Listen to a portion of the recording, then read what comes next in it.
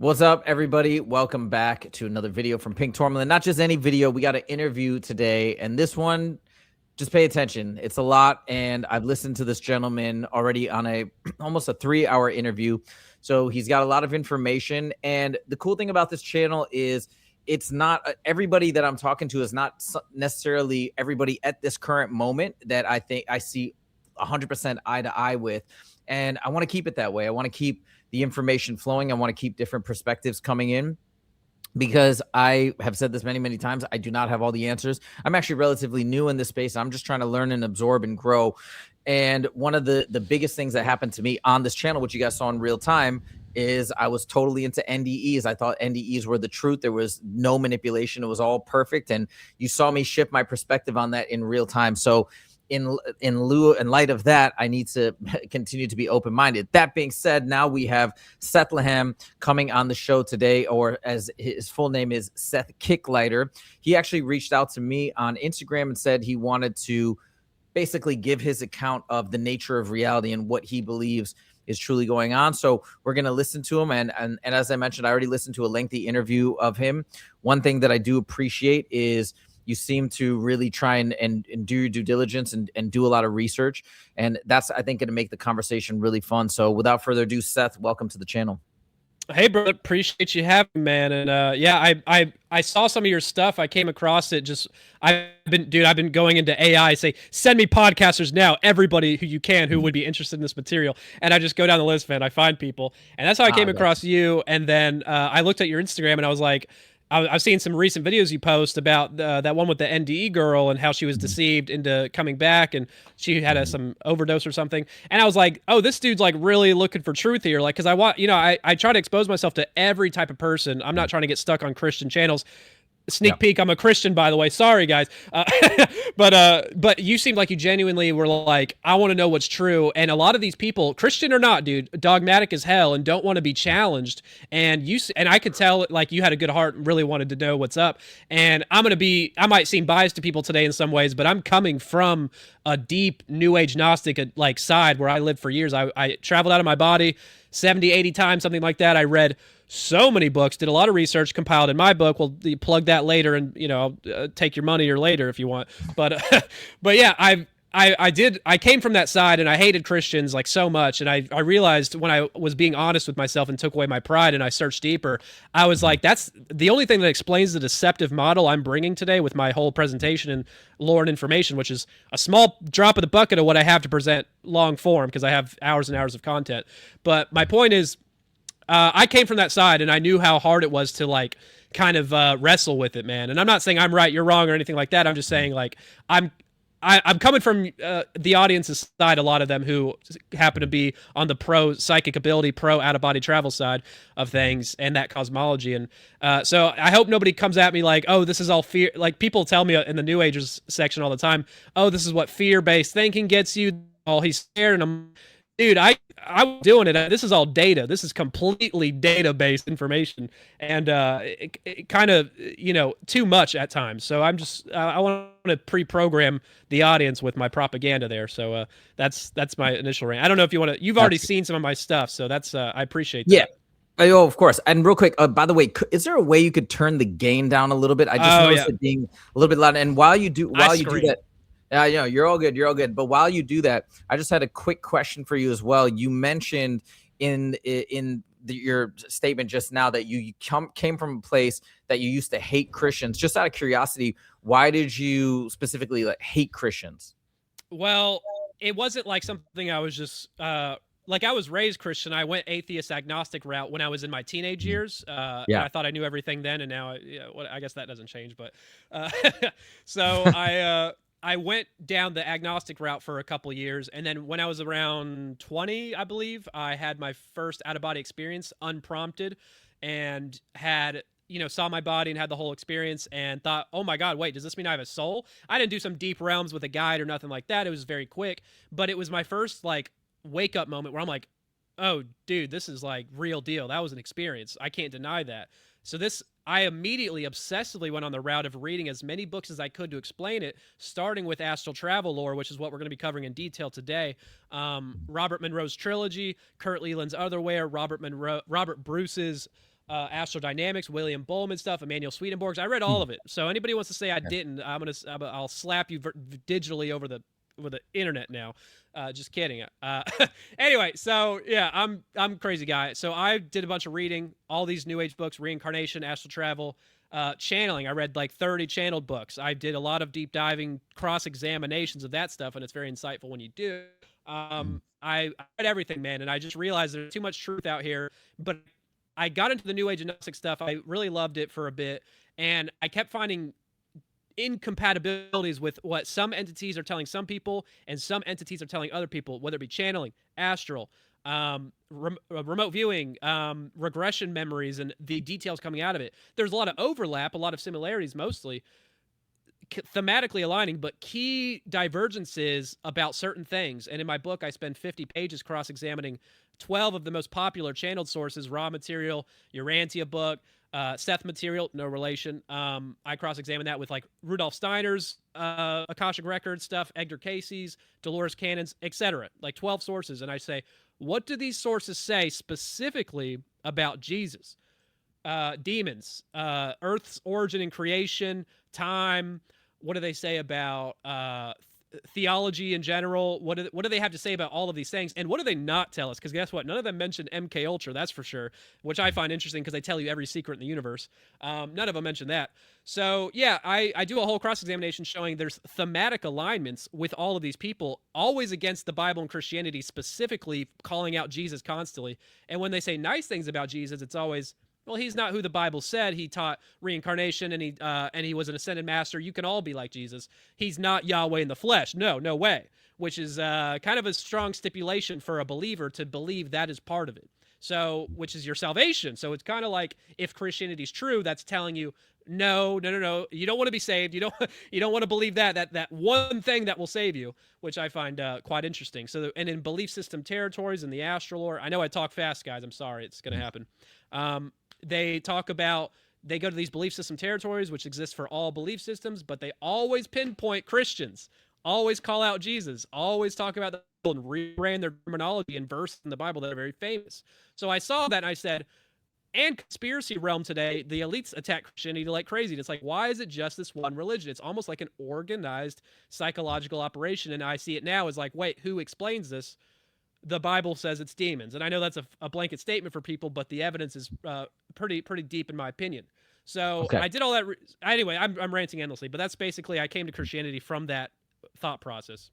Got it. And I think too, I think we're going to probably get to the Christian side of everything as well, meaning, which I'm sure is one of your more important messages. Hey, like, this is where you think salvation lies and all these types of things.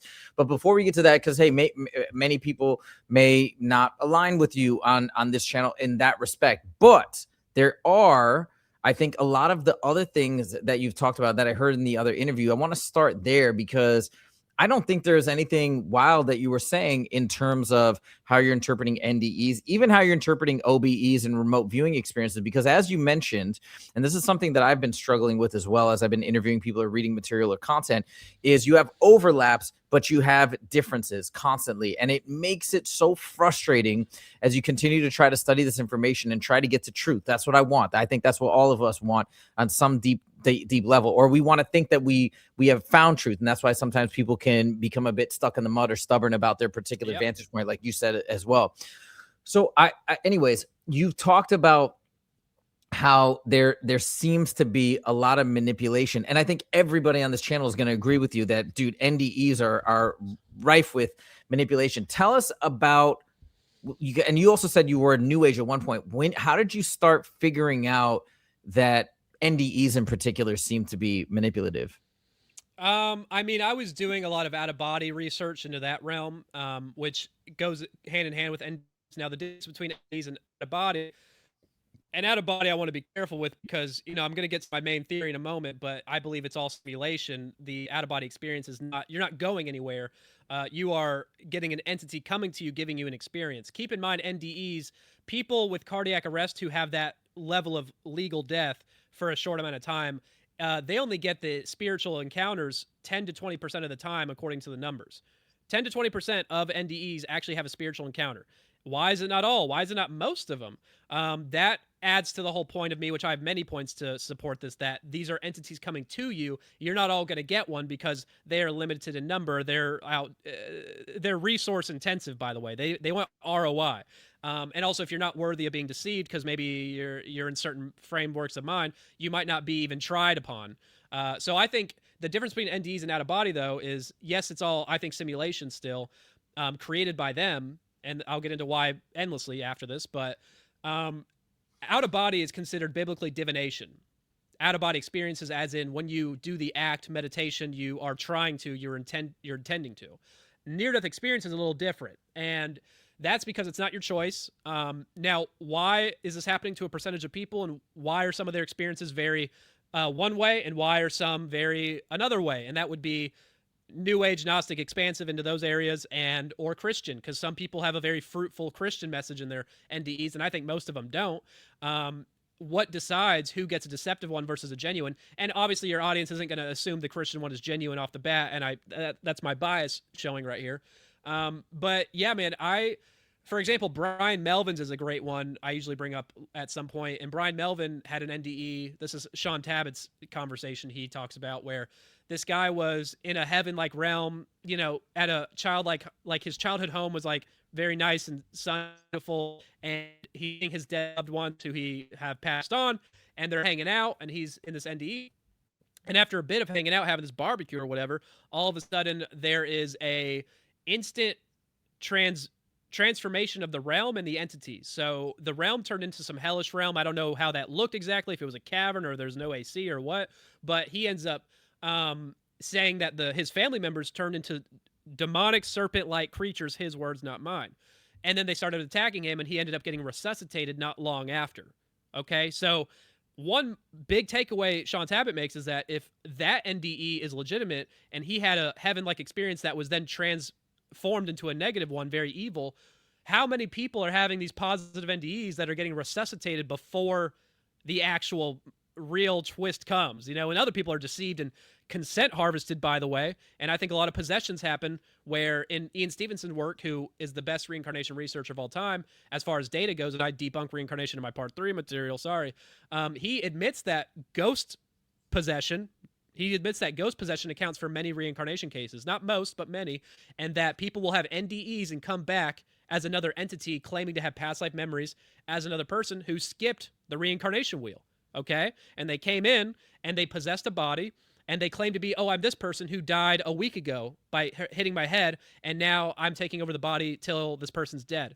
I think in an NDE, astral encounter, these entities can trick you into giving up consent to be a walk-in, they would call it, where they possess your body, and they have to make you think it's for your own good for whatever reason. I think this absolutely happens. People have been astral entities. Robert Monroe's own higher self asked if he could possess him when he goes to sleep. I can go on forever, but these things happen, man. So I'm just throwing it out there. Okay, wait. So we kind of touched on a couple things there. I'd like to back up. So I think one of the things that you mentioned, so you talk about this in one of the other interviews that I listened to, of all the manipulation that happens, even potentially memories that can be implanted. But I didn't hear this, which is what you just touched on, which you think that effectively, I'm gonna guess that reincarnation, in your opinion, is not real, and instead that's what, some sort of like manipulation or memories implanted to make you think you've had multiple lives. I'm going to give you as best of a summary as I can here. Okay, I'm going to start with my overall theory, which I didn't technically forwardly address, and then I'll get into that. If I somehow forget, remind me. I get a little crazy, you can tell. So let's hear it. Yeah. My overall theory before the memory thing is that the astral realm itself is completely theatrical, meant to create narratives, theatrical, entity facilitated, and I would call it demonic. Other people would call it higher selves, ascended masters, whatever. Entity facilitated, controlled simulations. Everything around you is generated as in like a video game where it's consciousness control. This is not technology. I have much evidence to support the idea that not only that, but they also implant thoughts in your head. By the way, telepathy is implanting thoughts in your head. So they're all telepathic in the astral, admittedly so. So implanting thoughts in your head, intuition that you think is your own, but it's really them. They kind of flatly admit this in many ways. Also, your autonomy is strategically limited and given to you at different times to support different narratives. They can make you relive total memories of other people in the astral often. This is an admitted thing. You can relive someone else's memories. They feel like your own. In every way, intuitively, you're reliving it. It feels emotional. You're affected by it, but it's admittedly somebody else's. This is admitted so often. I have endless testimonies of this by the entities themselves, just indirectly or directly. That's even, I mean, I think people talk about that in NDEs where you're going through a life review and you're feeling the emotion that you caused somebody else to feel by a particular action. So yeah, I don't think thus far, I think we have lots of accounts of this. Yes. Yeah, man. So essentially, I see the whole astral simulated, and there's a lot of evidence that here's the thing, they admit these higher selves and guides admit directly they can induce these controlled simulations where everything's controlled. They admit to it, and my first few testimonies, which you, I guess, heard already, which I have to cover again for evidence, will prove that they can do it. Does it account for all the astral realms? They wouldn't say that, no, but I make a very good case, I think, that it is. And there's a lot of takeaways from that, because, well, then what's the point if it's all fake? And what are they using the astral realm for? They're teaching you stuff. They're showing you the universe. They're teaching you cosmology. And they tell their people, I'm getting a little ahead of it, but they tell them to write books and tell people about what you learned here today. They want to make assets out of them. Whether it's true or not, they're telling them they create assets. And here's the problem. People believe in this whole prison planet concept, which I think is highly dangerous, because I believe it's a psyop perpetrated by these liar entities, verifiably liars, by the way, verifiably powerful, immersive, realer than reality, constantly described scenarios and simulations. And they also use these simulations to make God look like a pathetic loser, like Yahweh specifically. They make him look like an asshole constantly, by having him show up and be a total douchebag, like comedically so. It's like kind of bad writing.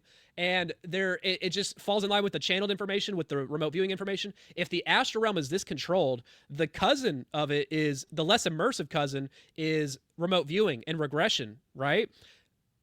It's all divination according to the Bible, and it says in 10 verses in the Bible that you'll be deceived with false vision, false divination. And I have verses I usually bring in the end, but my point is the Bible tells us about this. Other belief systems have things to say about created visions, by the way, and I like to cover that near the end when I match it all together. But my point is, in the holistic healing lore, where people are doing spirit releasement therapy, this is my part 2 material I'm summarizing, you cross-examine holistic healing methods of various kinds. It is proving that there's a deception going on, and the healing is strategic to make you believe the Lord they're giving you, because they're giving people visions, whether it be past life memories, pre-Adamic memories, future life memories they have, in between life planning memories. You can access all of these easily from regression, but when you find out that they don't line up with each other in the lore, just like remote viewing, just like out-of-body travel, it's all different arms of the same tool, the vision control simulation tool. They are all connected to one source, and I say they're demons, and I believe they're a hive mind, and there's a whole bunch of reasons for that, which I'll get to later. But there's so many admittances of people by past life regressionists admitting people are reliving past life memories that don't belong to them constantly, often. They say that some of them belong to ghosts that are attached to you, not demons creating them, but ghosts that belong to you are attached to you. And then other people say, no, it's all ghosts. And spirits validated this to me. Carl Wicklund says that. But William J. Baldwin and Shakunta Lamoti say, no, some of it's ghosts, but some of it's real, which is why we clear the spirits first, exorcise them, and then you do your past life regression, and then you get the real stuff. But Shakunta Lamoti also admits that many of memories are created by demons, not biblical demons, a different kind, and they create them, and people see this in the astral, where they're seeing them type on a literal metaphysical typewriter, speaking into a walkie-talkie, making it seem like it's tech-based, which is kind of a Hegelian dialectic happening there.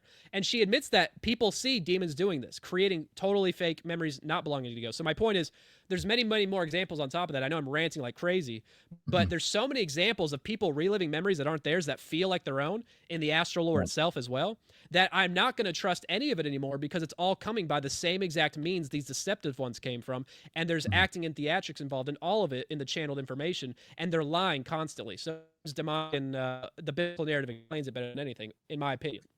Okay, and so, all right, couple things. So one, actually, I have multiple questions, but I don't want to slam you. No, I go crazy. I'm sorry. But so, okay, let's first talk about when you make the word, you say the word demons in particular. These are demonic entities. Yes. Why is it? It sounds pretty similar to me. You're calling them demons. Sometimes people call them archons. Other people call them, different type of negative entities. why is it so important that, you know, does the particular naming scheme even matter other than, hey, they're It just like does. negative? It does. Okay, tell me why. I'll tell you why. I'll tell you why. Now, there's a Okay. lot of reasons, but the core one I'm thinking of right now is if you believe the archons narrative, okay, that is within a reincarnation prison planet context, okay, which, by the way, all of that lore that promotes that is coming from channeled entities, astral entities, and astral experiences, which might be in totally deceptive, fabricated simulations, is my point. If it is a simulation by a liar entity, does that make you believe it more or less? I mean, hear the evidence, and I mean, you've already listened to some, but people listen to the evidence and see what makes the most sense. Now, it matters because if it's an archon that not only promotes the wrong cosmology, that actually isn't what we live in the universe that actually represents that cosmology, but also what is the key reason archons exist? What is their main job to trap us here in the prison planet? It is, isn't it loosh harvesting? It's our energy harvesting. Is that not said to be it? Which is a revealing gotten from these astral encounters. So it, to me, it's a fake giving you like close to the truth. It's a limited hangout truth, but it's actually, if the Bible's true and they're demons in that context, the big difference is, no, they don't want your energy. I mean, yeah, that might be a factor, sure, but the main reason for their evil acts is not resources. It's to guide you away from the truth, which is your salvation, and they're bringing you down with them. So if you believe it's archons, it matters because the end effect from what you believe totally changes your outlook. So I think the archons a limited hangout to explain the evil forces, but they're explaining it in a context that totally deceives you from the actual like goals at hand, from their goals. Their methodologies and their actual claims and the information they lie about makes most sense in a biblical model, because what they're lying about is specifically destroying anything the Bible says, focused on that, hyper fixated and nothing else. So that's another, you know, layer. Got you. Another question too. So when people, they astral project, they remote view, they have these different various means of trying to ascertain information. Is there any way, or maybe, and maybe your answer is no to this, but is there a way, or are there ways to protect yourself? Because we, as you mentioned, we see differences in what certain people bring back. Obviously, we see massive differences with the NDEs, but that's another story, because as you mentioned, those are involuntary ejections into the astral. But like, are there ways, or maybe not such massive differences in your opinion, but are there ways in which maybe with better discernment, with a stronger mindset, with more intention, that you can actually see through some of the deception, or in your opinion? I'm going to say no. And here's why. It's deep and nuanced and complicated. We don't have to get into the example case studies right now, but there's many case studies I collect in my book, which aren't always part of my presentations, but in the book it's more detailed, where such as there's these remote viewers, the Intuitive Underground group, and they're nice guys. I love them. I think they're great. I have no issue with them as people. I think they're great. But I've told them what I think, and I've listened to their whole 7-hour Doom Room where I think you might know them. I interviewed them. Yeah. Great dudes. And I've told them what I think. I don't know if they watched my interviews, but I sent it to them. I do a 10-page breakdown in my book on that Doom Room, comparing it with a bunch of other lore, and how they reveal the prison planet concept with a little bit different detail and context than anybody else really brings, which is the literal Matrix pod story of waking up in a new reality that we're not in base reality. It's the Gnostic story, but with a new technological Matrix spin. That's not new, but it's not a lot of people are saying that, and this is based off of over 100 remote viewings where they get this data and in a double blind issues. But it's not double blind if demons are orchestrating all the data. It's orchestrated completely. That's a big key here. Now, they talk about discovering the Gnostic story and how base reality is similar to here, but we're trapped in pods, and it was because there was this giant war with the original humans, and we're in a simulated reality. This is a simulation, and it's more simulation theory, right? Danny Goller stuff all over the place. So you were asking, how can you protect yourself? They said that they trust their data because they would catch an entity occasionally involving themselves in hijacking their data, as if it's not completely orchestrated by them, which is my point, and I make a case for. So they're catching an entity, and they're like, "Ooh, we caught you. We now can have more discernment because we know the signs, we know the impressions, we know the vibe of a hijacking entity because it made itself obviously known." Okay? This is what I would call a false flag in the astral. We know governments do false flags. We think the astral entities are not more smart or as smart as our government PSYOP programmers. I believe false flags are embedded in all of these things. Hegelian dialectics are embedded because they are smarter than us. They are working on a higher level, but we can see through it. It's possible. I'm just saying that they throw in these false flags like, oh, we caught you. Okay, now we know the signs. Now you have a false confidence and that you understand how to test the spirit and that you now believe all your data more and have more pride because you thought you caught a deceiver. In the holistic healing lore, I have so much of this false flag stuff happening where they'll have visions in the mind's eye of these entities they're casting out, and the client will have visions where a light being is being seen and they're trapping a entity called dark entities because they're not biblical, right? They changed their branding constantly and their pronouns. And they will have the entity get trapped by the light beings who you're metaphysically calling upon as the practitioner. And the client will see this in the mind's eye, all these crazy visuals happening like a regression vision. And the practitioner admits there will be false light beings who are actually DFEs, demons, shape-shifting into an angel, but they can only shape-shift for a minute. So if they don't last more than a minute, they're a real angel. And they said that one time there was 5 fake angels that were demons shape-shifting, admittedly shape-shifting, into an angel, sometimes Jesus, sometimes loved ones, shape-shifting constantly, but they can only last a minute.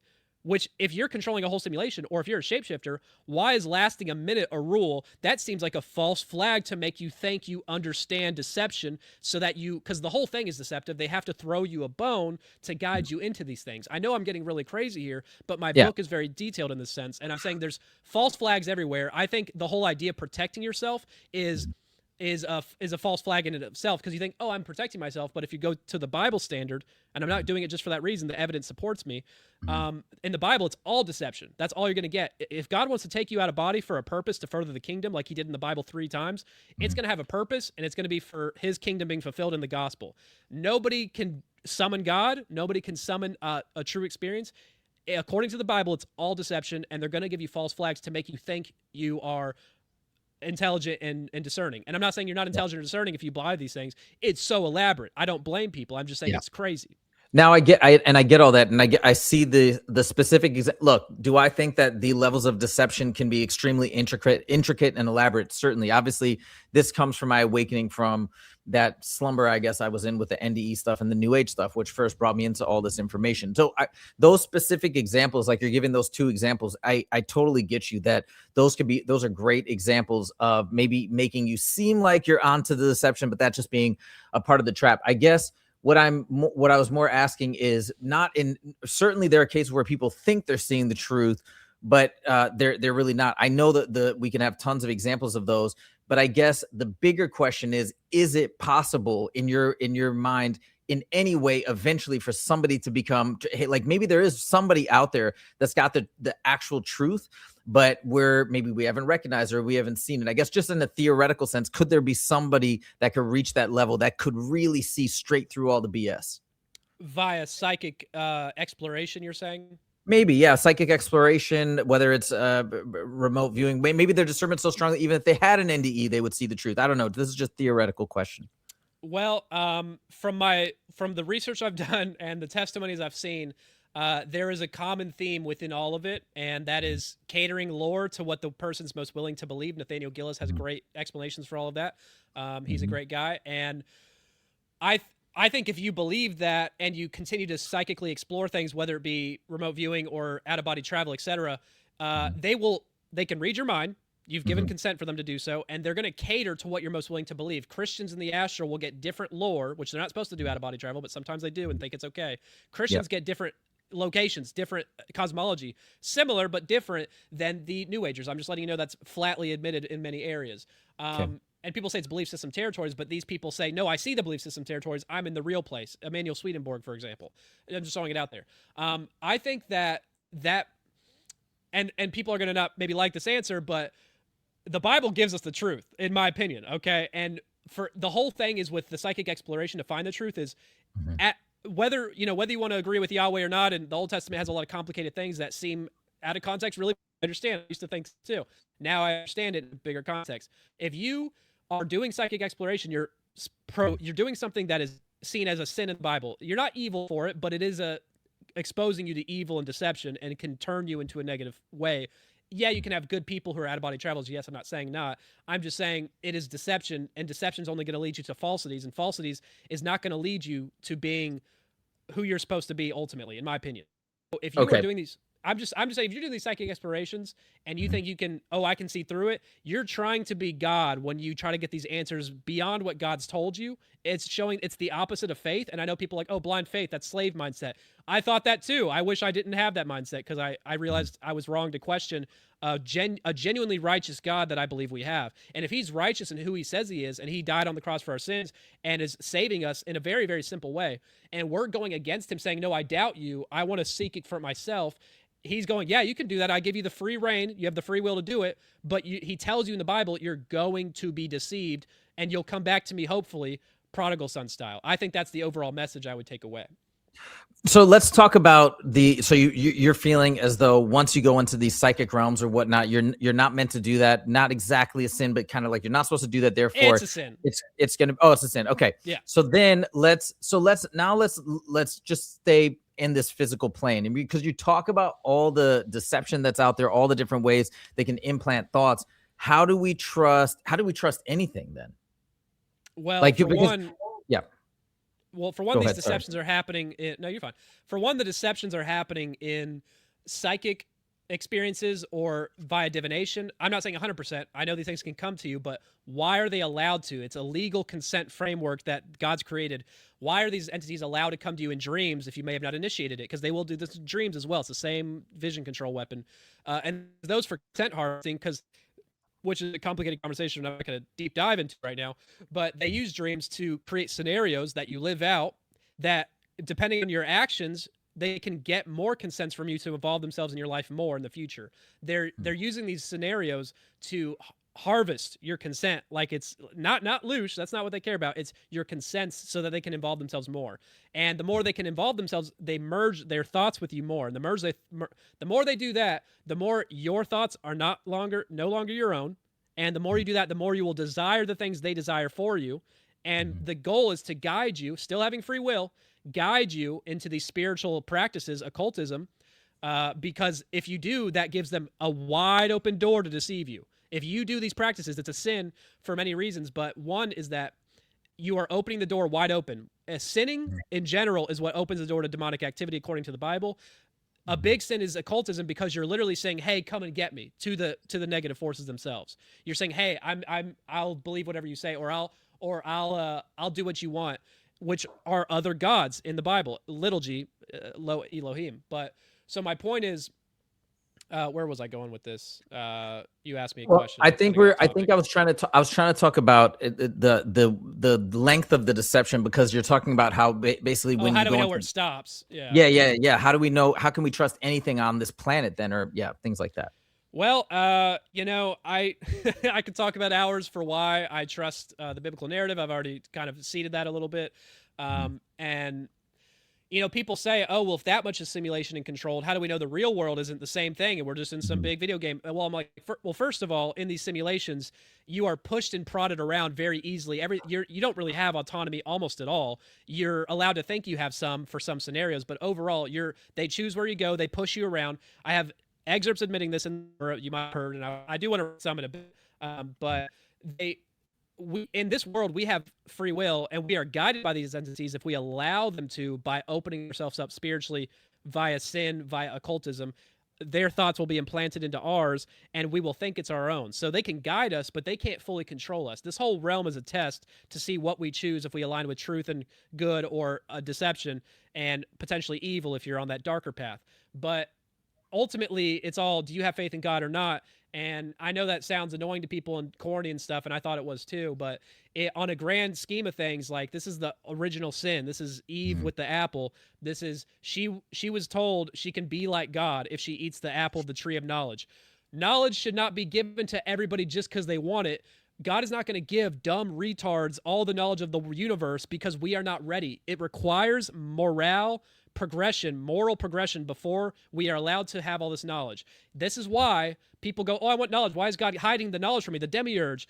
Because we're stupid and we're going to use it for evil. Look at the world today and what they're doing with this information, man. Most people, I'm not saying all.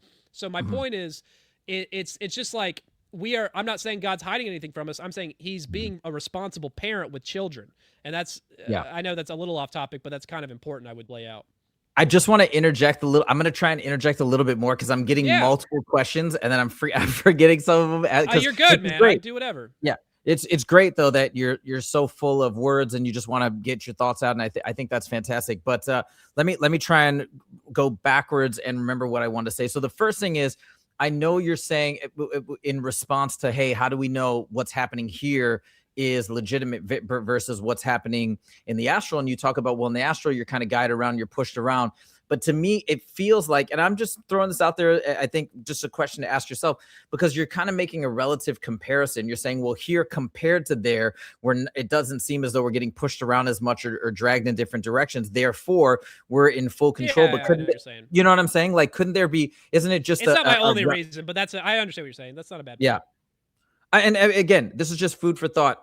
Another thing, I know you mentioned this idea of information basically being withheld, rightfully so, until we mature to a greater level, and then we use that information or whatever for good, not evil, things like that.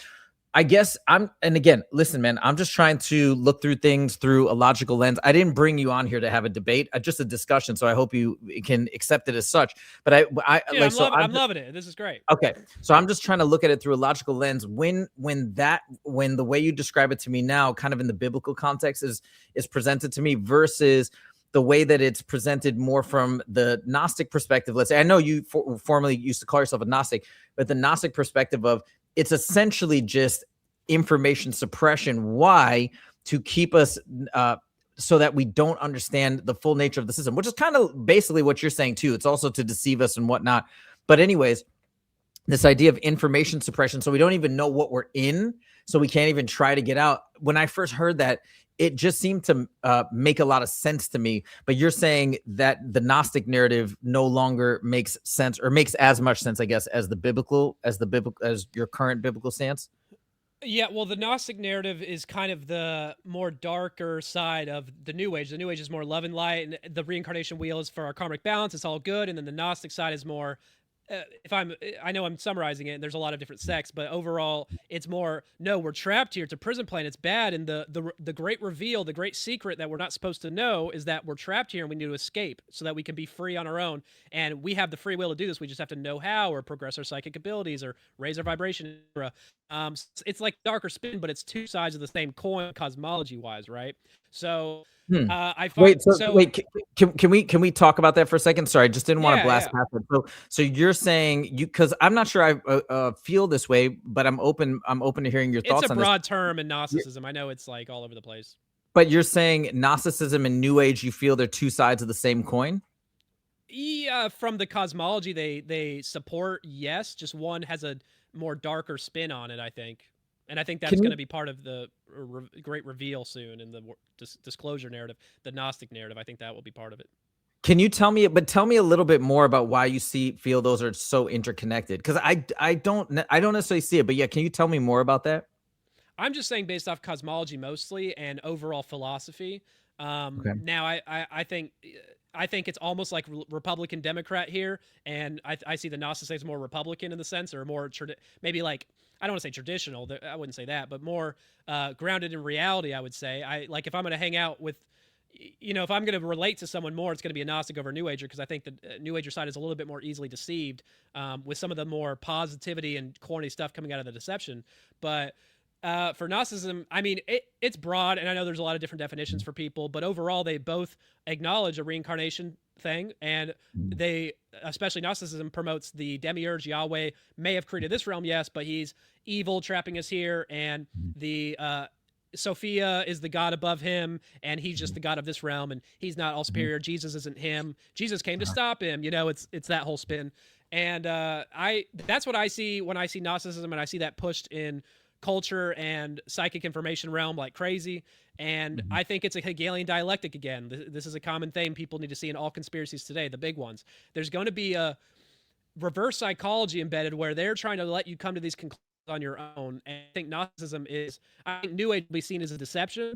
the love and light side, and I think Gnosticism will be like, no, this is the truth, and this will be part of the disclosure narrative with aliens, I believe, that the good guy Nordics might push. That's what's programmed, at least, in certain lore. And maybe I'm getting a little off topic, but I just see it as both controlled narratives, and one of them seems more, oh my gosh, this makes so much sense. This explains everything. This is the truth. And yeah, it's dark, but it's this black pilling kind of trauma bonding you to the deception in a sense.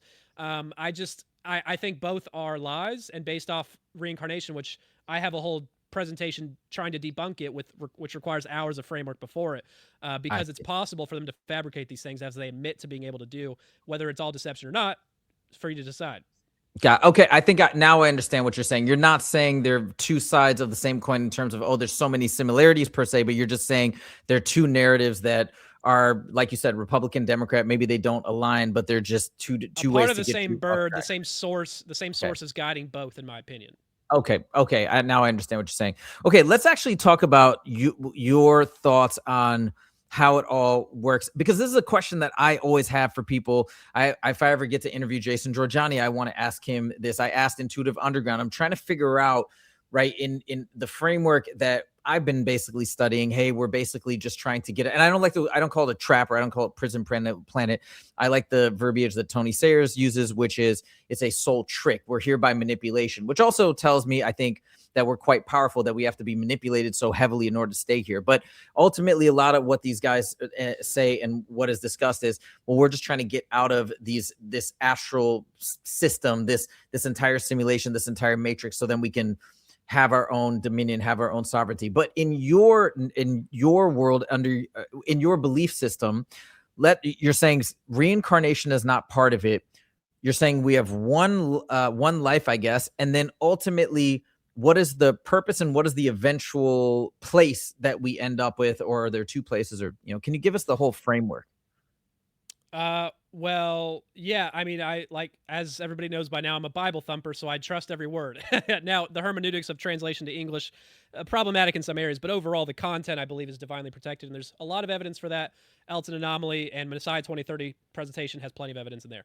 Anyway, so for anybody who wants to research. So just to clarify, you're like a literal, what do they call it? A literal Christian, like you believe every word of the Bible. I'm not a Christian who follows churches or man, because they are fucked up. I'll just say that. Not all of them, but a lot of them, and they don't follow the Bible. I think they conform to culture too much, and I'm a believer. I don't even like to call myself a Christian, honestly, because the connotations. But I am a Christian. I'm a believer in Christ and the Bible, and I think teachings are flawed. I don't think hell is what people teach it is. I think the Nephilim needs to be known about. That's more common nowadays, but I think the history of the Old Testament needs to be understood, because until it is, you're going to think Yahweh's evil until you really understand the greater historical narrative happening there, the seed war and all these things. Anyway, that's off topic. But yeah, I believe that, Jesus is coming back in a couple of years, and we're building up to some end time. People can't deny, even Gnostics are saying, the things happening right now are biblical prophecy, lining up to a crazy way, but they're saying, oh, the elites are using prophecy as a playbook. And while there is an element of self-fulfillment whenever you have a prophecy known by the entire world, but it still is being fulfilled in a very specific way. And I think those prophecies are being fulfilled right now very aggressively. The whole world coming against Israel, the coalitions of armies with Iran and Russia and Turkey kind of right now, these BRICS nations, and then you have the opposite end happening, which is pretty much biblical. All these things happening, and you can fabricate some of that, but you can't fabricate Apophis/Wormwood, which is coming in 2029, which is in the Bible too. You can't fabricate a comet coming here. Sorry, I don't care how rich you are. So that biblical prophecy is going to be fulfilled, in my opinion. And the Bible says after tribulation, which is I think 3.5, not 7 years, straightforward. That's a whole big misconception, in my opinion. And that's starting soon. And if Jesus comes back in 2030 or whatever, I currently believe it is, then he's going to reign literally for 1,000 years on the planet Earth as king of the world. He's going to be king of the freaking world. It's going to be awesome, but not perfect, because man is flawed. And after that is the great Bema Seat judgment, where everybody's judged. The dead who are not in the 1,000-year reign are going to be reawoken and judged. And people don't like judgment. Whenever you go to the astral and talk to the astral entities, they always say, you judge yourself. No one's going to judge you. The actual inversion of what the Bible says completely. And they make it very narcissistic. It's you, higher self, your higher self saves you in the astral, etc. I'm trying to stay on topic. But yeah, I Yeah. believe all that's literal. I believe that's coming. I believe the evidence of prophecy fulfillment constantly throughout the Bible. If you don't believe me about the prophecy fulfillment thing, I want people to watch the Messiah 2030 presentation at 6 hours. It is going to actually be, it's probably the craziest content on the entire internet ever. And the dates in it and the prophetic fulfillments that have happened over thousands of years are to a T happening by the year over thousands of years in dozens of interlocking ways, all coded in the Bible. It is so elaborate and insane. Anybody who watches it and it doesn't have their mind blown, I'm gonna beat your ass. Just kidding. But anyway, I believe the Bible for a lot of reasons, and the Bible tells us if we have faith in God and we're saved and we're gonna be fine. The reincarnation is the opposite. The problem with reincarnation is so many things, but one is that it gives you apathy. It makes you apathetic to changing yourself. And yeah, some people learn stuff and improve themselves, and that's on them. But overall, if everybody believes reincarnation, think about if everybody accepted it as reality. Do you think more people would be apathetic, or do you think they'd be trying to improve themselves? Because what it does to most people, the average person, not everybody, is it makes you realize, oh, I have endless lives to figure this out. Why would I rush to improve myself? I can do it in the next life. Whatever. I'll balance my karma then.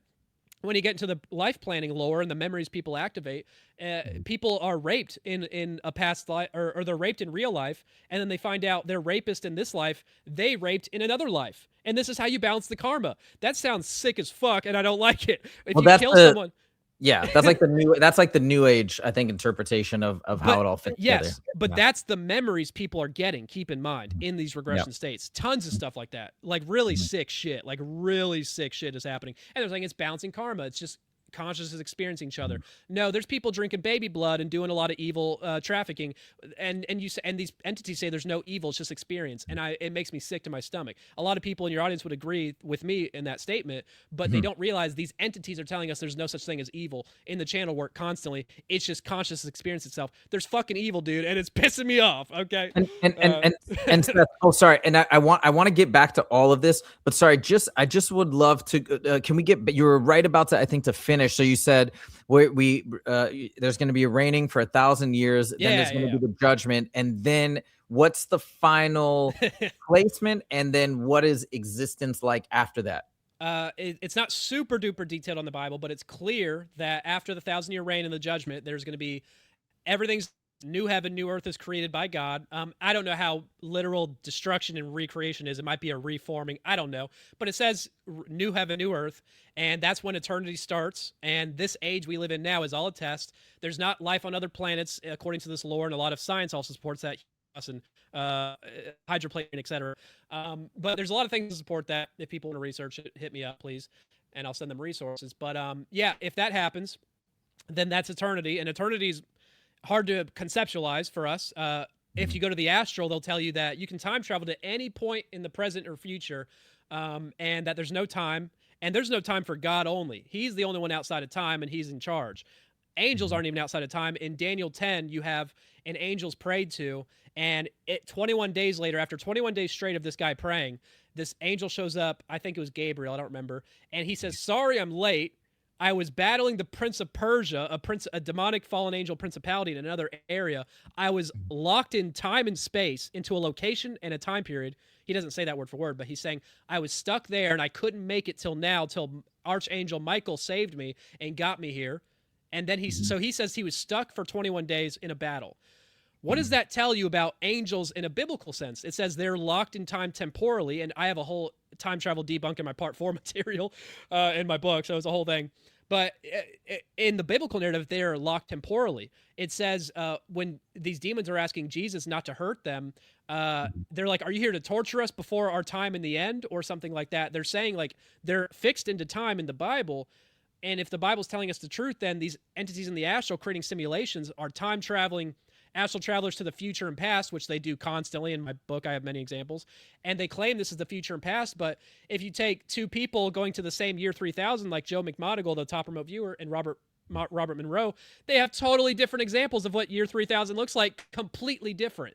Completely. And Joe McMonigal is Robert Monroe's son-in-law, you know? Yeah. And I'm like, you know, there's just endless examples of these can't be true, but they're saying it's the definite future. even in a different timeline, it doesn't make sense. Even if they're bad timelines, totally different information, cater to what they want to believe. I'm getting off topic, I know, but I believe the biblical narrative, and it's very uplifting and positive, and I believe in universal reconciliation, with a literal hell being a temporary age, which the Bible promotes, I think, hermeneutically. So that's talk about that. That's a part that has always tripped me up but it's not just in Christianity, it's in Islam as well. But so there, you saying there is a literal hell, and what is that like? Is it eternal? I mean, we don't. No, it's not eternal.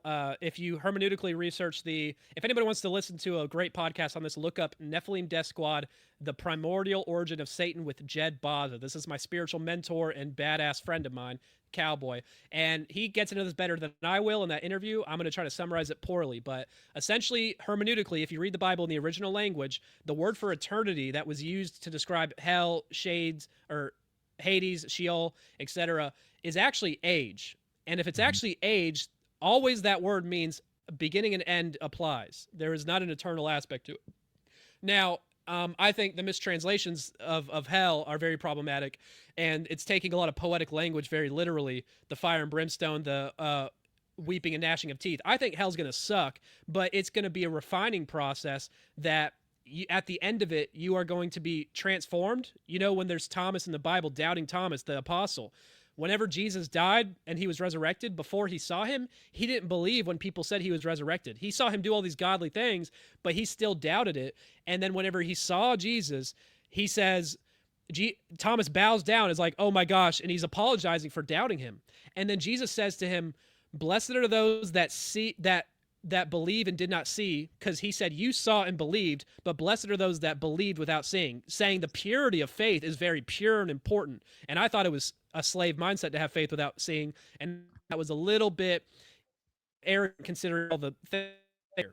So, but I understand why people think like that. I wanted to know the truth. I got this way via research. So hell, in a biblical context, you know, there's plenty of verses to support it. I don't have them all memorized. There's one in Isaiah where God says, it is my goal, not goal. He says, it is my desire that all men shall be saved. And in another verse, you know, yes, in a different book, and you could say it's out of context, but another verse, he says, all of my desires will be accomplished. You know, it's like there's many more. There's other verses where it says all men shall be saved, and they think all means all believers, but it literally says all. And I think hell in the Bible sense is not given to us plainly, because we're not supposed to know all the answers. We're supposed to have a kind of mysterious atmosphere around it, because it's a question that will drive us for all of time. We're not supposed to get all the answers, but we're given enough clues to find conclusions here.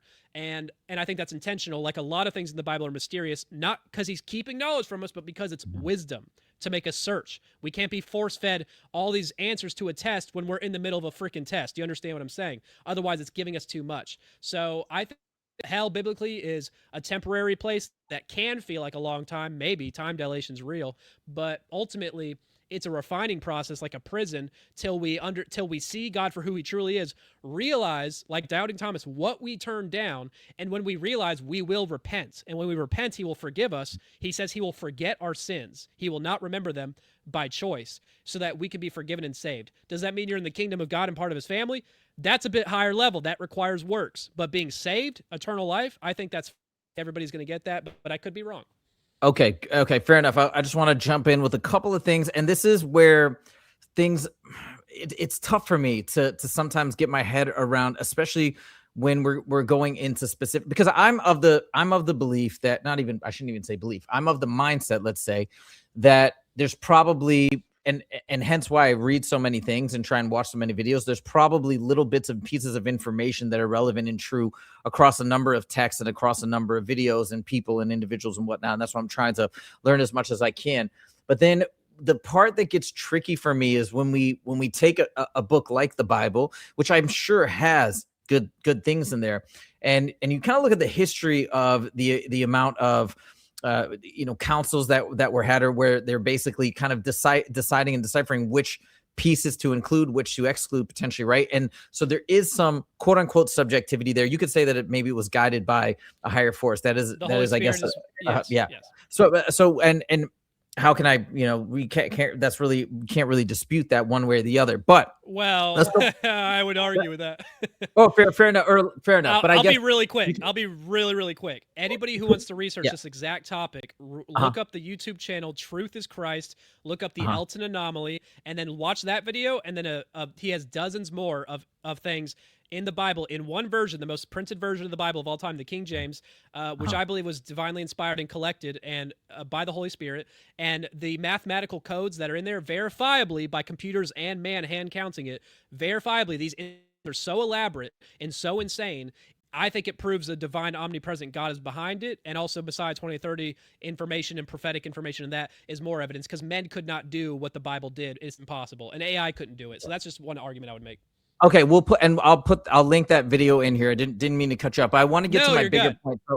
So we get back to when we're talking about the hell, the idea of hell, and you mentioned, well, I don't. You said, well, listen, I think people are maybe taking it too literally. This is where I get a little bit tripped up in terms of, and I get it, right? You're trying to you have reasons.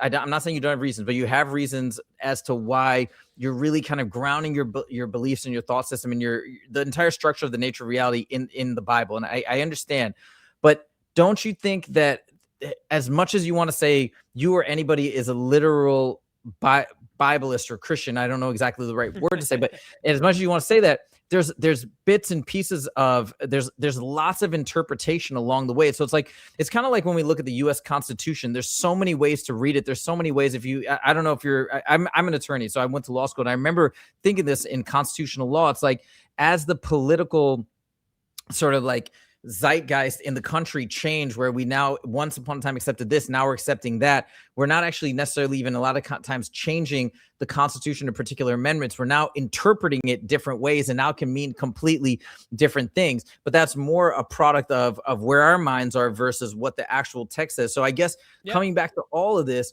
is what, like, is there really, how much of this, when we say it's just tied to this one text, is it really that? Or don't you think you're taking a lot of liberties based on your own intellect, your own reason, your own knowledge base, versus just like, oh no, I'm following the letter of the law? Because there's so many things that it doesn't even explicitly talk about, but you're saying this applies to that prediction, that type of words apply to what's happening here, so on. So you get what I'm saying? I do. I understand what you're saying. Now, I can answer that for hours. I'll try to be succinct here. For one, whenever I was in my search, moving to Christianity, away from the New Age stuff and away from Gnosticism, I was trying to be honest with myself, and I wasn't going into it researching it with hate in my heart. I was trying to be like, I need to know what's true, and I see that's what you're doing, and I respect that so much. So whenever I started being honest, I started looking in the Bible, and I said, what is all the things people hate about it? What are the things that are controversial? What are things that people maybe take out of context? What, like, people would always say, oh, the Bible promotes slavery. And then when you read Exodus 21, where it talks about it, it sounds bad when you read it a certain way, but when you understand it, it's not promoting slavery. It's describing rules because people have slaves. And slaves back then was indentured servitude. It is not the translated slave trade we have today. It is not what you see in the Congo. I'm not saying nobody mistreated their slaves, but they had so many rules set up in it, so many rules to be fair treatment. And it was only slavery because they're selling themselves into slavery. Indentured servitude is the better word because it makes more sense contextually. And they would do this to pay off debts that they owed to the person. And they would work for no more than 6 years, because every 7 years, guess what happened every 7 years in the Bible, in the Israelite community? Every 7 years was a Sabbath year. Every 7 years on that Sabbath year, you release all debts. Every debt is paid. Nobody has any more debts. Think about society today if that happened. You have no more slavery. Indentured servants can stay with you if they choose to of their own free will. They're not to be mistreated. If you hurt them, they can walk free and they don't owe you anything. They make rules for these things. People talk about women in there and the arranged marriages, and I'm like, dude, you got to keep in mind, we have 8 billion people today, maybe less if you believe conspiracies, but we have billions of people, and they had small communities in a lot of these areas, and they were not densely populated. Marriage was always in a it was a wealth transfer from one family to the next. It was a combining of forces as a family and growing wealth. In the Sabbath year, or every 7 Sabbath years, on the 50th year of Jubilee, they had every property return to the original family line so that generational wealth stayed in line. There are these rules set up to protect people financially and in these other ways. All these things in the Torah, if anybody wants to do research honestly into what the early Bible talks about with all these crazy rules about slavery and all these crazy rules about women, I'm telling you, in context for the time period and for survival, all of this stuff was the best of a bad situation. Not even the best of a bad situation, just the most moral with what they had resource-wise and community-wise. Look into Carmen Joy Imes' YouTube page, Torah Tuesday. Looking at Exodus 21, then some. Complete hermeneutic breakdowns of what these words mean.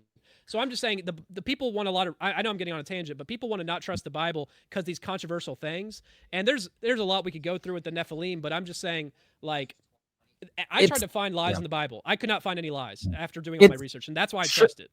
I get you. It's not even that I'm not even one of those people that are looking at those specific passages and saying, oh, this is a bad thing and it shouldn't be in there, therefore I can discount this whole thing. I guess the way that I look at it, and I find the same issues with the Quran. I haven't read the entire Quran, but I've read chunks of it. And I read carefully the first, like, whatever, 1/10 of it or something. I do want to finish it at some point, but even in that 1/10, I was like, what? And I would say the same thing about the Bible. If this is, and maybe this is my false assumption, but if you're trying to really create and encapsulate a code for living, a code for life that is timeless, that is always going to, that is going to guide you to the right answer, why focus on these particular issues that are, like you said, they were very important at the time? There's something that they needed to outline a specific code for because there were a lot of problems or people doing this or that. Like, why would that be in there as opposed to to me, what seems more logical is this was probably written by people that had really good ideas in terms of how to handle these particular situations at that one time. And it was kind of meant for that time and place, not necessarily meant to extrapolate things from that, kind of like we do with other texts sometimes as well, extrapolate things from that and apply it to situations that it doesn't really fit. And I think that's where we get into particular problems. It's just a matter of how we look at trusting the if it's text and from what God it's versus supposed to men. Is that what you're saying? What's that? You're saying is it a matter of trusting whether it's from intelligent men versus God? Well, yeah, not even trusting, just what seems to be what seems to be the logical perspective, given that it's talking about all these temporally based issues. Like, that to me is we're trying to draw these big interpretations and see how it applies to this, that, and the other today or in the future, or to where we end up going spiritually, versus it may very well, if they're talking like for the things that you just mentioned, right? It's talking about slavery, but why are they, if it's really meant to be this book that has expansive wisdom on all that there is, why would it talk about these very specific temporally restricted issues? You know what I'm saying? Well, for one, the slavery thing is important because this was given to the Israelites actually right after they are taken out of slavery from the Egyptians on the Great Exodus. And then they're given these rules because, and it starts out with slavery. They start out flat out, this was most affected you guys, and they're worried about it. They don't know what's going to happen. They don't want to enslave anybody. God doesn't want them to treat any indentured servants bad. There's no condoned slavery in the Bible. There's condoned indentured servitude with free will and debts erased after 6 years. Okay, that's different, and that's to pay off debts. That's not the same thing as the transatlantic slave trade. Sorry. Now, people want to say that, but it's literally not. So if you got to keep in mind, they were just slaves, and they've been slaves multiple times. Also Babylonian after this. They had to make this rule because it's a very, very big deal in the ancient world where slavery was rampant. Not just the Israelites as slaves, but all over these other tribes and other communities were enslaving each other. And this is an important law, which nowadays doesn't seem that big of a deal because it's obvious, of course. But no, this is like these people are freaking animals when these are some evil forces out here. We have to set up rules for the most evil, unlikely, not even unlikely, common, but even the most likely scenarios, because this is supposed to be stuff that we're all supposed to live by in that time. Well, this is for them in that time period. Nowadays, it evolves because we don't have the same community. We have different resources. We don't need to have indentured servitude the same way because we have we've collectively helped each other enough to technologically advance beyond that. But and that's why Jesus fulfilled the law, and things are different after he's crucified, which is 2,000 years ago. So I'm just saying that was for a time period then which needed it, and we may not understand that now, but contextually in the time period, it was necessary. And I do believe it's from God and the word from him for a lot of reasons, but it was important at the time for a lot of reasons. No, I totally get why it's important at the time, and maybe there's not an answer to this. I guess I was just saying I wonder why, if it is spiritually guided and the construction of this book is still supposed to have all this great relevance and guidance for us today, why would it still be in there? Like, why is that something that maybe we still need to read or It's history. extrapolate? It's history, man. We got to know our history because we don't want to repeat it. And archetypes and typologies repeat throughout the Bible constantly. Mhm. And the end times typologies have already happened in certain ways in the past, to where people think, the end times and Jesus came, Satan's little season, like thousands of years ago. I don't buy into that. I think it's slop. But my point is, these archetypes in history, like the Bible says, nothing new is under the sun. Everything that happened now, to some degree, on at least some sort of metaphorical level, happened before the flood. I imagine they were very, very technologically advanced, in my opinion, before the flood, and I know that. See the structures all around the freaking world that are insane. I think that was pre-flood and antediluvian, of course. Now, it's history, and we need to know our history, not only to know the story of where we came from, but it also teaches us about life today throughout the history. There's a lot of bad stuff in the Bible that it's not condoning, it's describing, and people say there's all these negative people, and I'm like, yeah, it's not saying they're good, it's just showing you what happened, the reality we live in, because we can learn from our history. If we our history, and if they erase that shit, we ain't going to be able to learn from these lessons from other people. So I think that's important. I totally get that, and I do think, of course, history is important, and maybe I get it. I get what I think. I understand what you're saying in terms of why it makes sense to you, and maybe we'll just have a difference of opinion here, and that's totally fine. You know what I'd love to do though is I'd love to go back to when you were talking about the blueprint, sort of like the nature of reality. So we go through this life. We have the 1,000 years. We have the judgment. And then you said that in your thoughts, in your mind, the hell, from your perspective, is temporary, and then eventually everybody gets to go to the higher place. What do you think existence? Because this is a question that I have for everybody across all walks of thoughts or beliefs. What does existence look like to you when we get to that point? Let's say when we're in, maybe you would call it heaven or new earth or whatever. Like, what do you think our objective is at that point? I'll give you a pretty bad straw man here. I ultimately, I'm not going to pretend like I know. The Bible doesn't really tell us, and I'm going to take it at face value when it says it's going to be the dopest shit ever. That's word for word what the Bible says, by the way. Just kidding. But yeah, it describes, we're going to have peace, we're going to be sinless, and that sounds complicated to people. I don't know to what degree that means. I don't think that means no free will. I think it takes away our urges that are coming from this material realm that are quite evil and negative.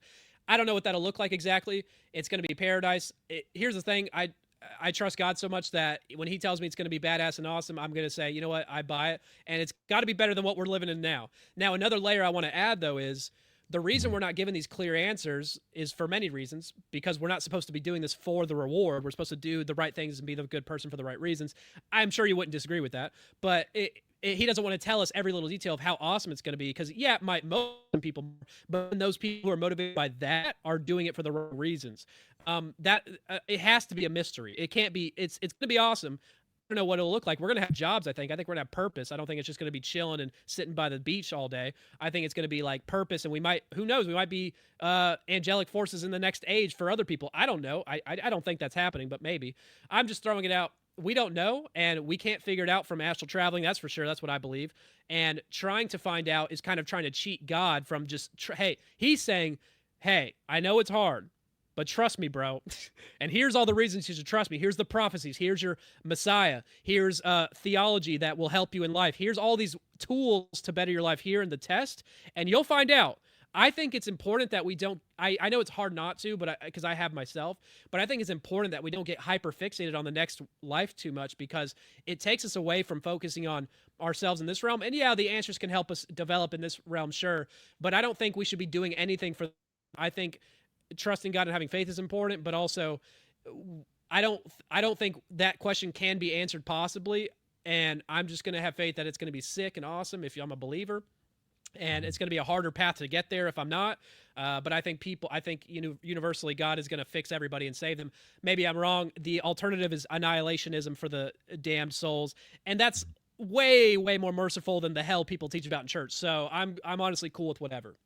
Okay. And then let's actually talk again about, let's also talk about what you think the sort of purpose of this entire processes of creation, of incarnation, of the test, as you call it, and I'll compare it to. And by the way, I don't call myself a Gnostic. I don't call myself a Buddhist. I don't call myself anything.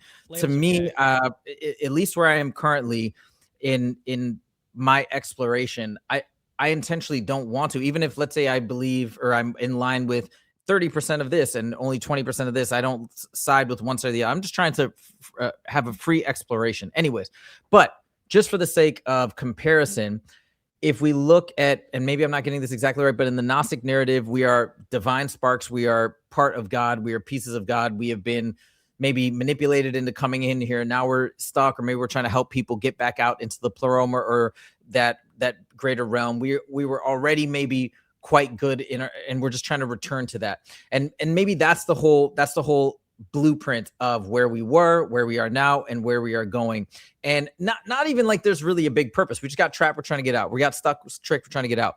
Now from where you sit now, and this, let me give you an example of what I'm trying to get to, and you may not have an answer. An example of what I'm trying to get to is, did God, let's say, create all of humanity, or not even humanity, just spirits and souls in general, and then is this sort of a filtration process of sorts to see because you said it's meant to be a test, just to see, hey, these ones can come with me, these ones cannot, or they'll be annihilated or whatever. Is that what you think this is all about?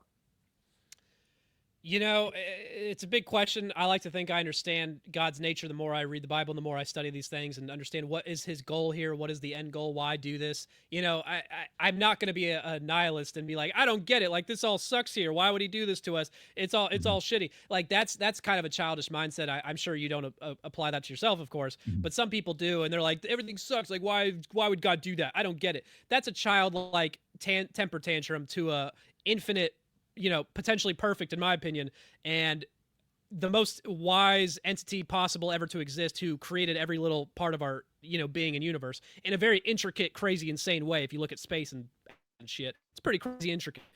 He knows more than you, and for us to have kind of childlike, I'm not saying you're saying this, but to like doubt it in that way is kind of childish to me, and you're missing the bigger picture. Now, you're not saying that, I know, but for the whole, I don't like, if you don't understand why God is doing this, you know, ultimately, what I see happening here, in my point of view, is the greatest story of all time is taking place in a universe that is chaotic and filled with evil, but it gives good, you know, a reason to exist, and it gives it more beauty and like this poetic, like we're creating heroes out of it and really amazing things. And I think this is the ultimate test, man. And things are balanced in a way to where we have access, especially in our day and age, to all sorts of different information, and we can choose to go down so many different avenues, especially with tech these days. And we have free will, and it's beautiful. And I think things are temporary in this age on this one planet only to play out this narrative, because it's this, or either a lesser existence happens with a way lamer cosmology and ultimate ending to the story, or nothing exists. And, you know, I think God, just, if he's able to, which he is, clearly created everything, why would he not create the greatest story to ever play out exist? Let us do our thing, be his children, us come to him in love, and him have, you know, this is the whole consciousness experiencing itself that New Agers say and the channel lore. But it's not God just doing it just because. It's like there's a beauty and poetic story happening on a really mass scale that is really like it is not meaningless. There's meaning in everything we do every day, all the time, man. Even the small stuff, and it's beautiful, and like it is the ultimate form of art. This creation is artwork, man. So it's like, why would he not create it and let things happen the way it is in this such? He's letting people doubt him, create disinformation to tarnish his name. He says it throughout the Bible. He's letting this happen because he's testing you. He knows he's going to get tarnished by most of the world, hate on most, but he's allowing truth seekers, and a lot of people are truth seekers and don't find it. There's good intentioned people, of course, but he's letting you find it and letting you come to him, prodigal son style. I love that story in the Bible. It's beautiful, and it's just there's so much meaning, dude. And in the simulation stories and in the Gnostic prison planet stories, I'm not just believing Christianity because it sounds nicer, but it's the best version of the universe. It really is, man. It's a righteous God, not some evil God trapping us here to deceive us where we have a hard time getting out. That's a nightmare, and I would hate that. And I'm not believing the positive because it sounds nicer. I'm believing it from data, but it's the best case scenario, in my opinion, of a meaningful test creation universe where we will have an eternity that is pretty kick-ass. Yeah. Okay. And I get that. One thing I would say in response to the one part where you're saying, hey, and correct me if I'm misinterpreting you, but maybe it seems a bit too egotistical perhaps to try and understand the grand architecture of the big purpose of everything. Oh yeah. And Oh yeah. I can see that. Just let me give my perspective on that type of, on that thought pattern is, to me, it feels like a convenient way to get people to stop thinking about it and to stop questioning. One of the things that I like to say a lot on this channel, whether it's true or not, I don't know, but I feel that there might be some truth to this, is that the interesting thing about the difference between the truth and a lie is, man, lies, you can always see through it, and they have to be extremely elaborate and complex to try and fool some of the people, most of the people, almost all the people. But there's always going to be gaps, and there's always going to be something that's not going to line up. Versus the truth, I actually think that it all fits together seamlessly. And I almost believe that any consciousness, no matter how high or how low, is going to be able to understand it or resonate with it to some degree. Now, can I say this with 100% certainty? No, I cannot. But this is a feeling deep within. So this is, again, part of the reason why I don't want to just stop and pick X, Y, or Z and say, all right, I'm good to go. I actually want to try and ascertain information and try and process it, because I do think somewhere along the lines I'm going to get to something. But anyways, I want to throw that out there. You can respond to that. And then one other question I had for you too, and this is a question that I had in general growing up Muslim, and even when I was exploring the Christian faith and many other faiths throughout my life. I'm 46, by the way. I don't know if I told you that before, but bro, you look like 34. What are you talking about? Yeah. So I've been around. Yeah, thank you. Let's go. Try. I got that red light going. But throughout my life, I've been trying to explore and ask questions. And the thing that has always tripped me up if we take reincarnation out of the equation and say it's essentially one life and one test, is there's such a massive variance in terms of the types of lives. I'm talking about from babies that are born premature and pass away in a day or two versus people that live a life of 80 years old. Some people maybe they grow up on a mountain and they never even hear about Christianity. And so I can understand. And I want to hear your response. So it's just to flesh it out a little bit more. But like, that was, if it could make a little bit more sense if we have reincarnation in the mix and you have multiple lives to try and get to this one ant or whatever it may be. I don't know, but that never really sat with me. Let me hear your thoughts on that. Don't let me forget to get to the whole, I've never heard about reincarnation, or I've never heard about God, so how does this fare? I'll get to that in a second, but first I wanted to address that's kind of related to this question, so you can kind of lump I have a great answer, I think. God, okay. What was the second thing you just said? What was it?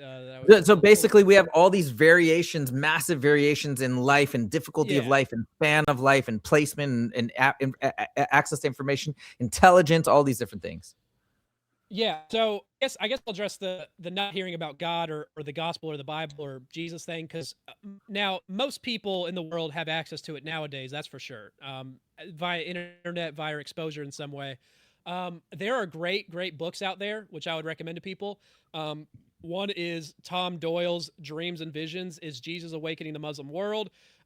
Don Richardson, I think, wrote Eternity in Their Hearts. They're Seeking Allah, Finding Jesus. There's these books, and there's many more, compiling testimonies, some of these specifically from Muslim countries, some of them not, ancient stuff and new stuff, and all these stories where there is no missionaries and people are not getting the word, even uncontacted tribes. There are people getting dreams and visions of Jesus encountering them, coming to them and saying, hey, go here at this time and you'll find this person. And boom, you have this person the next day going there and meeting up with underground Christian worshipers who are believers, put in secret in some of these countries. It's more illegal or problematic, and they are getting Jesus coming to them, being a missionary himself, exposing it to people locally. And then you have stories like in Eternity in Their Hearts, there's stories of these uncontacted tribes in like the 1850s, and they have these two white men will show up with the Bible on a boat one day, and they'll show up finally, and they'll finally contact these people, and they'll say, oh, we knew about you were coming. They're like, our local prophet had a dream a few weeks ago saying that two white men were going to come bring the word of God.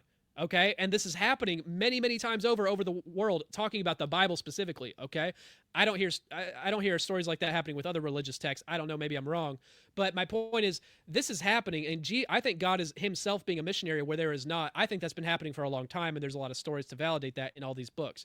Additionally, you talk about. I'm so sorry. Can I pause real quick? Can I just Yeah. ask one question? Yeah. But those are great anecdotes, really great anecdotes. But wouldn't it to really solidify that point? Wouldn't it have to be absolute or universal? Let me be clear here. I don't think it has to be even Christianity or the Bible necessarily coming to you, or even the name of Yahweh. I want to be very clear here. If Mhm. the Bible is true, if Yahweh is who he says he is, Mhm. there are two religions, technically. There's following God and going against God. And all the religions in between, if the Bible's true, then every other religion was created by fallen angels and demons, or veering off of Christianity in some ways to disfigure it, invert it. Then that means every other belief system is taught by exclusively fallen and demons, as opposed to all these ascended spirits, higher selves, etc. That means they're all fake, okay? According to my cosmology personally. Okay. So if that's the case, there is only monotheism or polytheism. God in the Bible says very clearly, I put the law on the hearts of the people, our conscious. He's talking about our knowing right from wrong from birth. And I'm not saying that can't be distorted by teachings, but our inner Holy Spirit, our inner feeling of knowing right and wrong is with everybody on this planet. So if you're not hearing about the gospel, if you don't encounter the word of Jesus, if you don't encounter the Bible, guess what? God says in the Bible, it is better to not know me. It is better to not follow me because you didn't know me than hearing of me and going away from me. So he even says that in the Bible. He says he's a righteous, just God. You can choose not to believe him, but if he's smarter than me, he's smarter than you, he can figure out these arguments.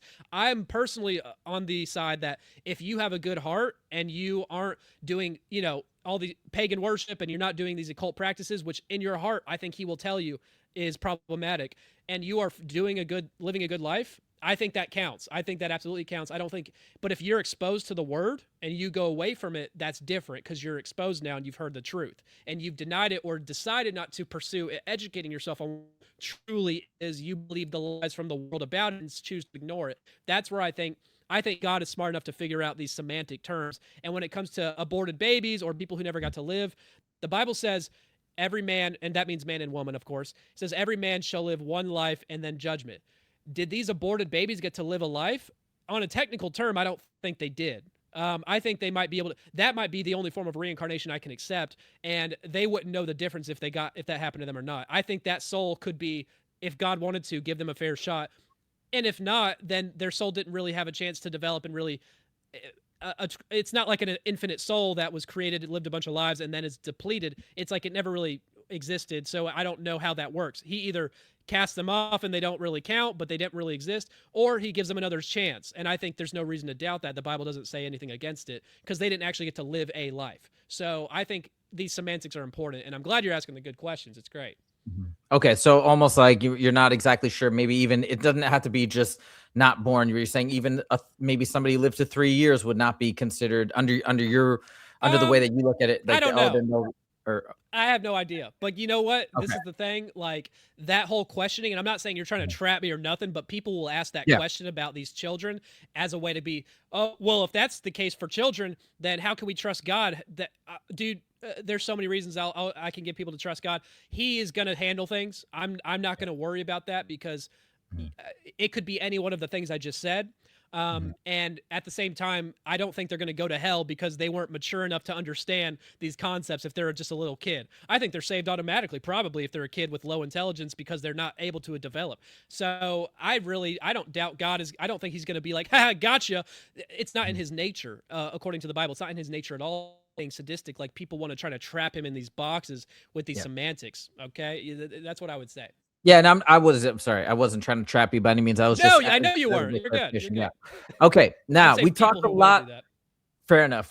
Now we've talked a lot about, and I hope that was good for you, because I'm sure you wanted to talk about your Christian beliefs and your thoughts about the Bible and all that, and hopefully that's valuable to a lot of people that are listening. But I'd love to zoom back out now and talk about something that I think we're right in alignment with, which is the deception that we see from entities. in NDEs, but also you talked about in your other interviews as well with Robert Monroe, with OBEs, and with remote viewing. You did, and I know we covered some of this at the beginning, but I thought this would be a cool place where we could go to, and then maybe we could conclude in a little bit. But let's talk about some of this, because did you see that I interviewed somebody named Betty Guadagno on my channel earlier this week? I don't know if you saw that. No, tell me about it, or maybe I saw Okay, a clip because I watched a clip or two. She had an NDE. Oh no, I think you did, because I think you just mentioned her earlier. The woman who had the overdose. She got black hair. She's kind of hot. Yeah. That one. Okay, I saw that. Hey, you said that. Cool. Okay. No, she's so cool. She's so cool, and she is very pretty. I'll say that. I mean, and that's a compliment. Obviously, she was awesome. We had a great conversation, but so we have NDEs like this, and I'm not just trying to pick on her NDE, but we hear about that feeling of bliss that is recounted so many times. Like, they just get this amazing feeling. I think you made the point yourself that why would they, if they're just really trying to be honest, if these entities are really trying to communicate with you and give you a true message, why are they blasting you with this euphoric feeling? That seems suspicious. Can you tell me a little bit more about that thought process? Oh, I talk about a lot when I do my actual presentation material, because there's one part where, and this is going to lead into that, great, but there's one part where Robert Monroe is talking about things he's learned about the astral entities he's encountering, his higher selves, guides, etc., after the Monroe Institute, and what he's collected from multiple sets of data, not just his own experiences.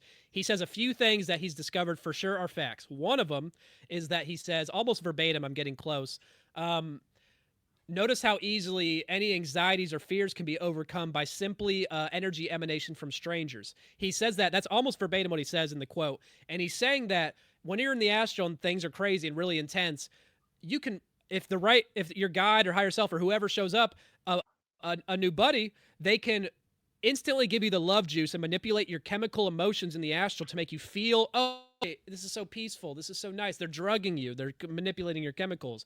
And I make the point afterwards, in the Bible, what does every freaking angel in the Bible say when they show up?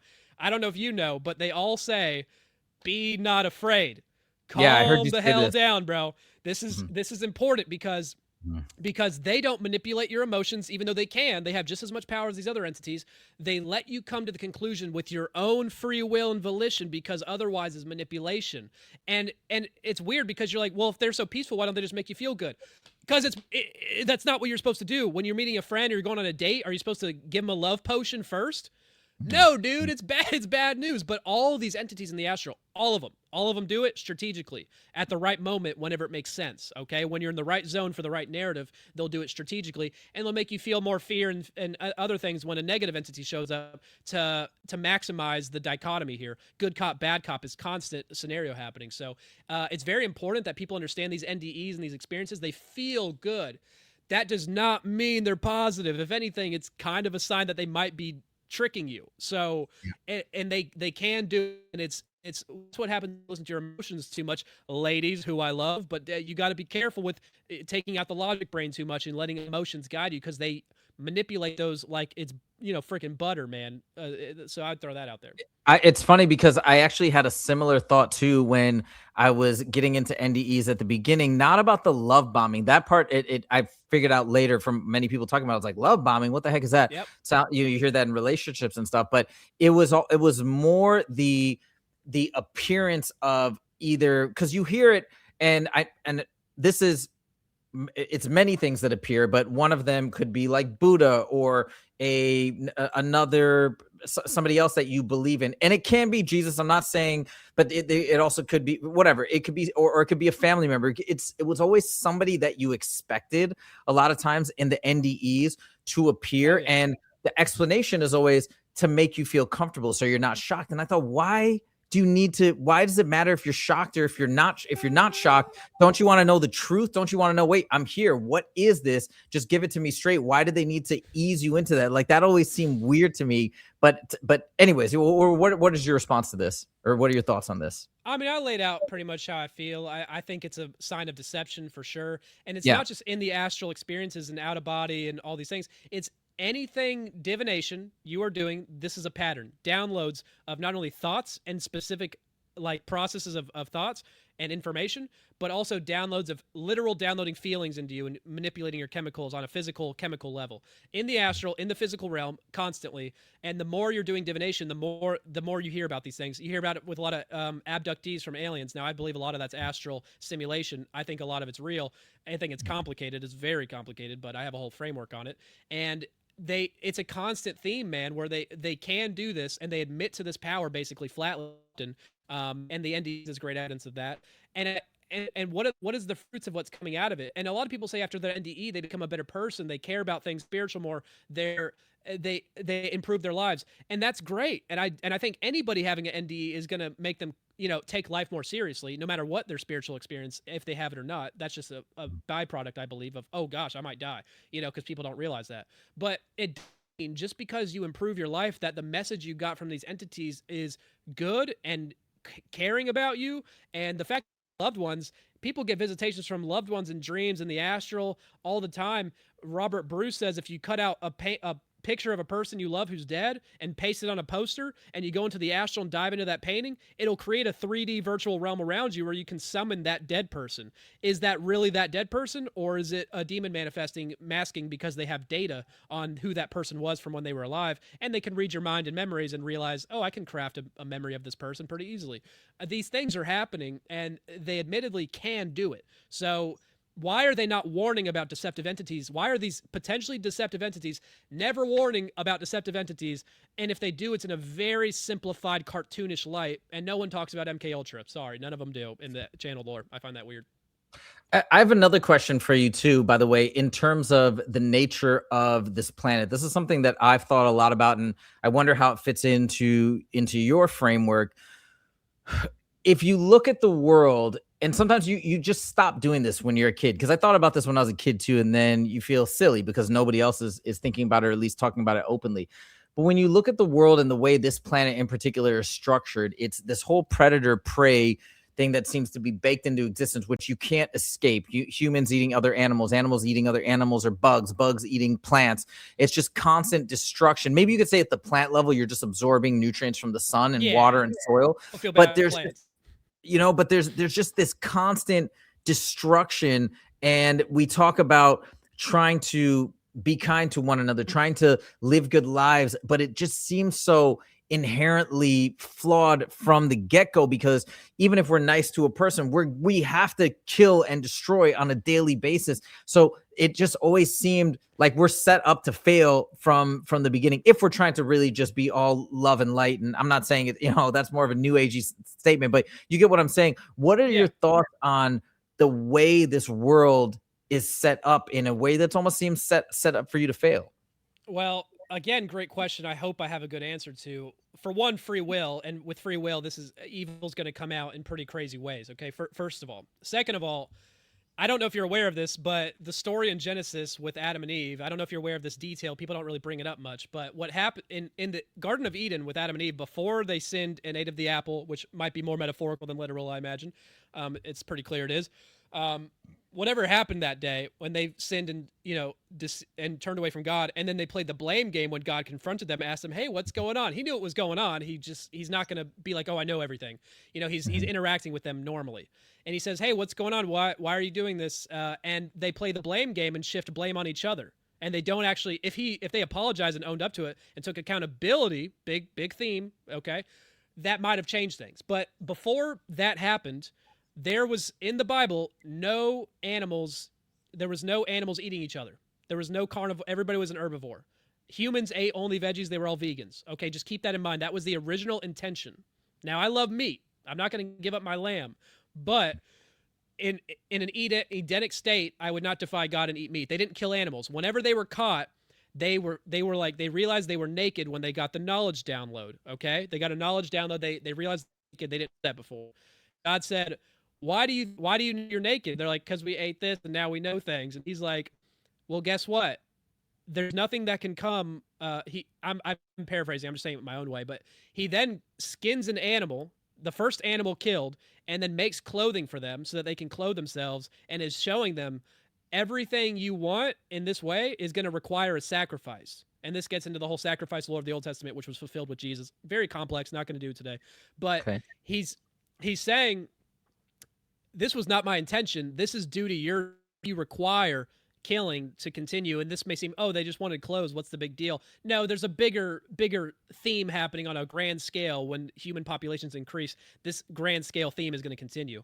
And when the millennial kingdom is supposed to come, which I think is not far away at all, is supposed to be, it says that the lion shall lay with the lamb, or maybe it's wolf shall lay with the lamb. It's one of the two. And it says that there will be no more carnivores. It doesn't say that word for word, but it heavily suggests that completely. It says that there will be no more meat eating. It's all vegans, including humans. No creation will be attacking each other, or humans might if we get crazy near the end of it, which is supposed to happen according to the Bible, but ultimately that's not God's intention. All of these problems you're talking about are due to men's sin, and if we followed perfect law of the Bible and perfect law of God, which we can't in this material realm, it's pretty much impossible, but if we did, guess what? These issues wouldn't exist. I'm sorry, I'm not saying there'd be no like supply chain issues, maybe, I don't know, but there wouldn't be any like need to do all this great mass deaths and constant hurting each other. This is a symptom of our nature, a nature that only God and Jesus can save us from, which he is clear about. And the only way to save us is by defeating sin, which is death. He says he's going to defeat death, which means he has to defeat sin.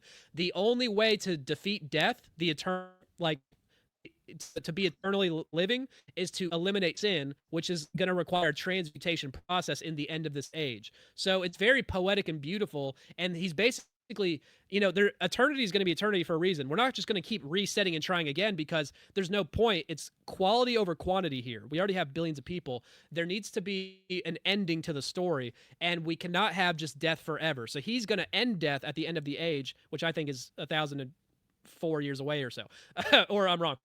But ultimately, he says he's going to eliminate these things. So this is not God doing it. This is human nature and sin. Okay, got it. Just a couple of things that I want to tell you, just being honest, that don't exactly make sense in my mind, and be curious to know your thoughts. But the first would be, so we're put into this reality, and even, by the way, even if we're eating plants, I do think we're destroying living matter and living tissue. That still doesn't necessarily mean, hey, everything's perfect. Fair enough. But let's go back to, you said it wasn't this way, and then it was Adam and Eve with that one sin, and then all of a sudden we're then put into this predicament where we're just constantly eating and destroying. And by the way, the world is probably way more difficult than this modern world, at least in the US, that we're very lucky to live, that we've created, but just a really, really difficult situation. And then everybody was stuck in this predicament because of one mistake at the top of the hierarchy. It was always going to happen. It was destined to happen in some way. I think it was part of the ultimate story. Okay, so to me, I don't know, it doesn't really add up to me. That it seems like, it just doesn't seem logical to me. I just want to throw that out there to you, number one. And then my second, the second thing I was gonna say, what was it? And then you said it's in our nature as to why we're put into this place. But then one of the questions I think I've always had in general, we talk about our nature, we talk about the idea of sin, but like, where does our nature come from? Is it coming from God, or is it not? And maybe, again, you don't have an answer for this, but these are the things that I just have a difficult time making sense of. I think that sin is a symptom of ultimately a lot of things, but ultimately ignorance, a lack of knowledge. And then you would go, well, then give me the knowledge. And it's like, no, dude, you can't handle all of it at once. We have to progress. God is the only perfect being in the universe. The Trinity, Jesus, Holy Spirit, all that same thing, essentially. He's the only perfect being. He knows what's best for us. He is our Father. He's looking at us like children who are retarded, because we are, and you can't deny that. And I would say that, we're going to get the answers we want after this age. And I think desiring it now is, giving a handgun to a child at times. Not every little bit. He gives us a lot, but the Bible's not the Encyclopedia Britannica of all things supernatural and answers to the universe. Because again, this would not be a test without it. So things have to be balanced a certain way to make sure the test is fair and balanced as much as it can be in a chaotic free will universe where evil is going to persist, which is largely, guided by demonic forces, which there's a whole explanation for that if you read the book of Enoch. Now, I'm trying to get back on topic. What part am I missing here? Because I know I'm missing something. I think that was the gist of it. Now I've even lost track of exactly what my first question was. Yeah, it's getting crazy, but I that was love it. that was interesting. I think oh yeah. It was basically about the food chain. I think you answered it though. I think you actually answered it. I was basically wondering, with the perverse structure of the world that we see today, where it requires constant destruction, why is it that way? And I think you Well, answered I it. don't. I think the flow of nature with like eating plants, I don't consider that destruction. I see it as the circle of life, and these beings aren't having feelings, they're not sentient. I don't feel bad for them. Some New Agers will tell you they talk to plants, but they're just talking to demons. I'm sorry. They say they talk to plants, and and I'm like, that voice coming from an entity, whoever it is. But I don't think that they have emotions and can hurt and feel pain. Yeah, they have life, but it doesn't. I don't think we should feel sorry for them. And the whole idea of nature and the seasons of the cycles of the seasons that we have with the planet, and the way there's it grows, and then the fertilizer's the death, and it grows from the death. It's like a beautiful metaphor happening on a cosmic scale. And I don't think there's anything wrong and destruction with anything vegetation wise. But I understand what you're saying. But I don't think we should just be transmuting food into us by thought, because there has to be some sort of work element involved in harvesting these things. It teaches us lessons not only metaphorically and symbolically, but it's also like it gives us a purpose and there's like meaning in our just day-to-day actions to survive. Survival has meaning, and it's kind of beautiful and poetic and requires focus and thinking and calculation. And if we had everything handed to us where we don't have to move and we just get our bodies fed just by thinking about it, like a lot of the astral lore pushes, by the way, in different time periods they push that, it takes away meaning and like structure and like this like symbolic like growth that we have via experience. And I think it's all necessary and kind of cool. It's possible what you're saying. I get it. I do think it's a bit of a subjective interpretation that, like, for Yeah, example, you find that cycle beautiful, and maybe it is, but I do think that is a little bit of a subjective perspective. Are you sure. 100% wrong or 100% right? I don't know, but I just want to throw that out there. And then also too, I just wonder, because I know you said you're kind of building that thought process on the assumption that plants don't feel or feel anything when they're cut down or taken apart and eaten. And that may be, again, the case as well. I know we don't have evidence of a nervous system similar to animals, but how would that change your perspective on the way things are if it was found at some point that there is suffering, let's say, endured by plants, or when you harvest a stalk of corn or things like that? Would that change your perspective if that was some point Even discovered? now, even if it was true, I don't think they would have the brain capacity to even recognize what that means, because it requires a lot of thought process to recognize pain.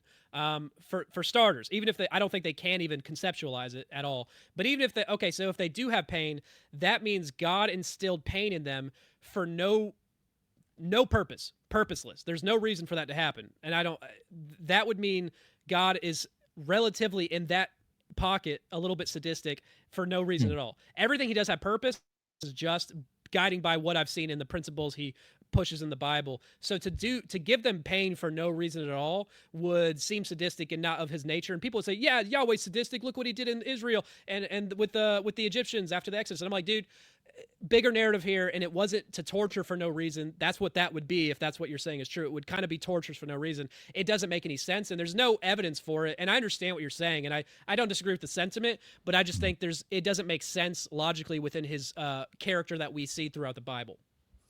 Okay, well, Seth, I think this is a great place to stop. This has been a really wild conversation. I think really interesting. I hope people can appreciate it. I really enjoyed it. I hope you enjoyed it as well. Oh If yeah. people want to reach out to you, ask you more, and listen, I hope people also appreciate the fact, look, just like Betty reached out to me, just like Darius reached out to me, Seth reached out to me, and they've seen my videos. They know that I'm not going to come out. It's not like, hey, we're seeing everything eye to eye. And so I hope that you guys give Seth credit for reaching out to me and wanting to be on here and wanting to have a discussion where maybe we don't see eye to eye and everything. So I think that's really cool, man. I appreciate you reaching out. Now, if people want to reach out to you or learn more about you, how can they do that? Yeah, man. And I appreciate you too. Like, you're a real one for having this conversation, because a lot of people have the can you do and asking good questions without trying to trap people. And a lot of people have tried to do that to me, so I appreciate it. But yeah, man, I am found on. I get most crazy on X, Sethlehem, Sethlehem _ for Instagram and YouTube. My YouTube channel has all of my interviews and podcasts, and my free audiobook is on there. Here's one thing I'll say. This is an amazing conversation. I loved it. I really did. I will let the audience know I got through 0% of my presentation, but it went so well either way. I don't care. I'm just letting people know if they want the evidence for my crazy theories I presented earlier in the conversation. You didn't get any of it. This is just my opinions. But if you want the evidence to back up my theories, he watched one of I don't know which one, but go to my YouTube channel and watch one of my 3-hour presentations. The Brian Demon Erasers one is probably my best one information-wise, but any one of them will work. I have part 1 material, which is Astral lore, part 2, which is holistic healing, providing more evidence for vision control, and combining, showing that there's a deception that aligns with the Bible. And then part 3 is a reincarnation debunk. And I have parts 1, 2, and 3 out with multiple podcasts in order on my playlist. So if you want the evidence, even or buy the book, Spirit Realm Shenanigans, you're welcome to, but the audiobook's free. And I appreciate everybody who made it this far, because these are conversations I don't get to have often because I'm usually doing my presentation, and this was a fun little break from that where I just kind of ranted and went crazy, and I appreciate people dealing with my propaganda. So, and by the way, it's the one that I looked it up while you were talking. The one that I saw was with JT Follows. I don't know if remember that podcast. Yeah, that's JT Follows JC. Yeah, he's actually good friends with Brian, who is Demon Erasers, and I think my Demon Erasers was a little bit more solid information wise, but overall those are both great interviews, and that's the material that I would have covered today otherwise. But if you ever want to have me back and cover the evidence, so it gets a more dynamic conversation with like lore and like specific cases, so I'm not just talking out of my ass here, I would love to do that, but no pressure at all. Well, let me know, guys, in the comments, what do you think about that? So comment in the post below on your thoughts if you want me to have Seth back on. Thank you guys so much for joining. All that information will be in the description, and we will see you guys next time. Take it easy.